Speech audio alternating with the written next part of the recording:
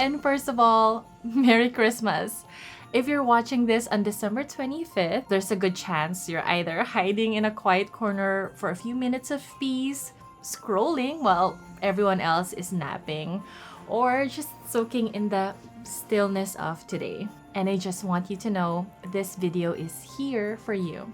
I actually almost didn't upload today because today is meant to be slow.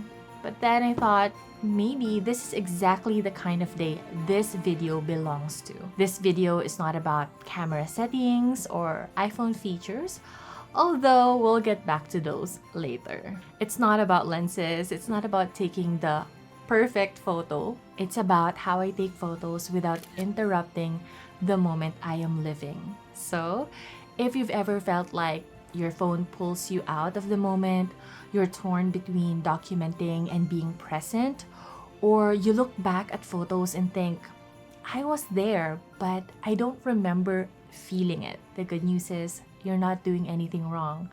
You are human. And I want to show you a gentler way.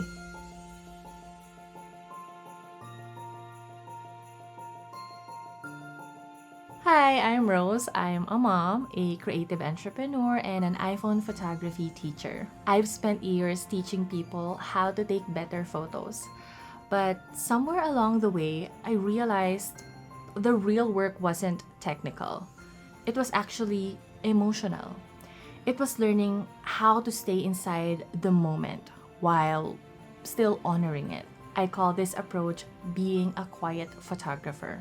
Don't get me wrong though. It does not mean invisible, not careless, just gentle. Someone who knows when to lift the camera and when to lower it. Being an iPhone photography teacher, and honestly, just a designated photographer in the family, my family already knows I take photos. They know that when I lift my phone or my camera, it's not a big production. It's just part of who I am. And I think that's important because they don't freeze, they don't perform, they don't suddenly try to pose. They just keep being themselves. But here's the thing. This didn't happen overnight. Years ago, when my husband and I were still doing wedding photography and videography, we relied heavily on what we called a shot list. It sounds a bit technical, but it actually made everything easier. How it works is that before a wedding even started, we already knew what moments mattered, what we needed to capture, when we could step in, and when we could step back. And that mindset stayed with me, even now, as a mom documenting everyday life. So let me give you a real example. This day, we went to a small park near our home. Before we even left, I already knew I wanted photos there. So yes, I wore the same flowy dress. Yes, we wore matching pink outfits. And yes, I checked Pinterest beforehand for park photo ideas. But here's the key part. Deciding ahead of time didn't mean we had to pose. It just meant I was prepared. When we arrived, I didn't immediately start shooting. I observed. I scouted the light. I watched how my son and my husband naturally played. And in my head, I already had my quiet little shot list. My son playing with his dad, candid moments of them being silly, a few frames of me joining in, and yes, a family photo, which meant bringing a tripod. So when the moments happened, I didn't panic. I didn't overthink. I didn't feel like I had to capture everything. I took a few photos, then I put my phone down. We stayed there for over an hour, and the photos you see, that's all I took. The moment stayed intact, and we still have something to remember it by. So you can do this too before your family trip, a simple hangout with your best friend, or a quiet afternoon with your pet. Whatever moment you want to capture and keep forever. You don't miss the moment because you already made space for it.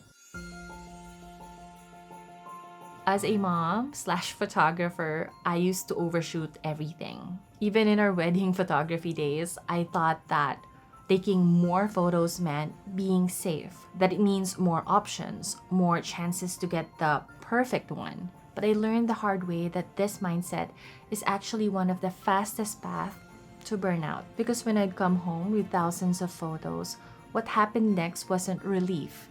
it was anxiety. Calling became overwhelming. Choosing felt impossible. And deep down, I kinda knew why. I wasn't being intentional. I was just spraying and praying. That's when something shifted for me. I realized that taking fewer photos on purpose actually made my work lighter. It made my mind calmer and it made the moments feel more real.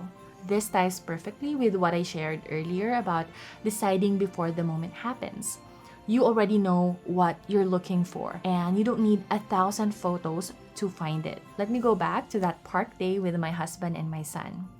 While they were playing, yes, I took a few shots, but I didn't take a gazillion. I knew exactly what I wanted. I wanted to capture the joy of my son and my husband playing together. That fleeting kind of joy that you know won't look the same in a few years. Because one day, my son will be a teenager, and one day, my husband won't be able to lift him like this anymore. And that's why I love this photo so much. It's not the best angle, it's not the most aesthetic shot, but it says everything. I was here, this happened, this is how it felt. And yes, live photos helped. I had live photo turned on so I could choose the exact frame where the laughter peaked and the love felt the fullest. My goal was never to capture everything. My goal was to capture one special moment.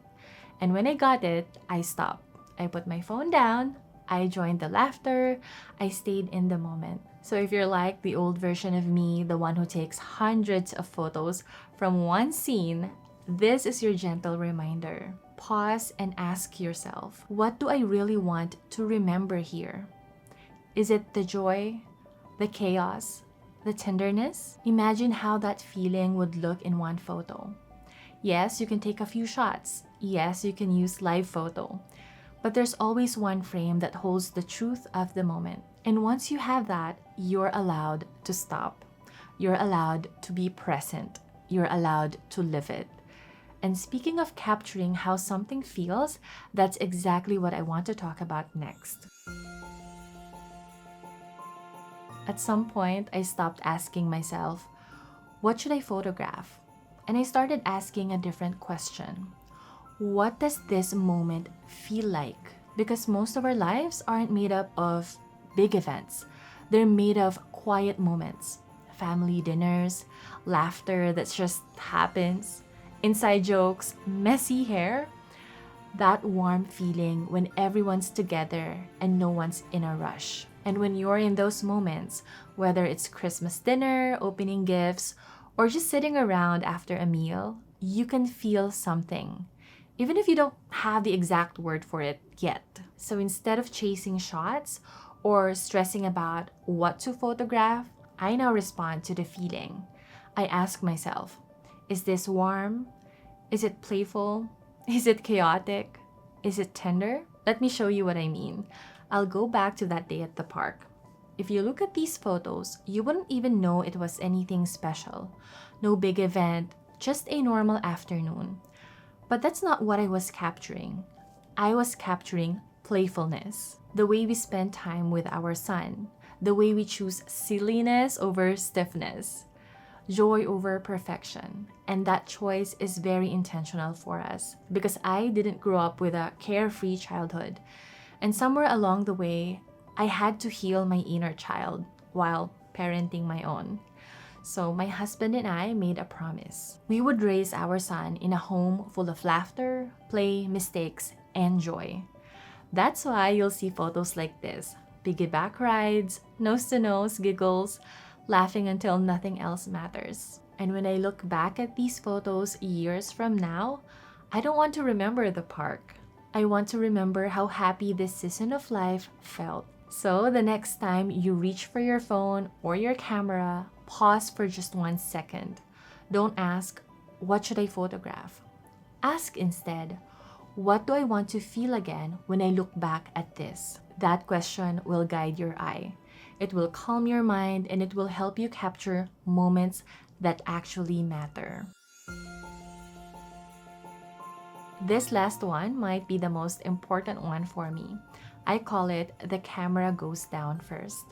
meaning I always put the camera down before the moment ends. But let me be very honest with you, it did not start this way. I am not perfect. I am not some enlightened, always present human. I just really, really love life. I love soft life, calm life, joyful life.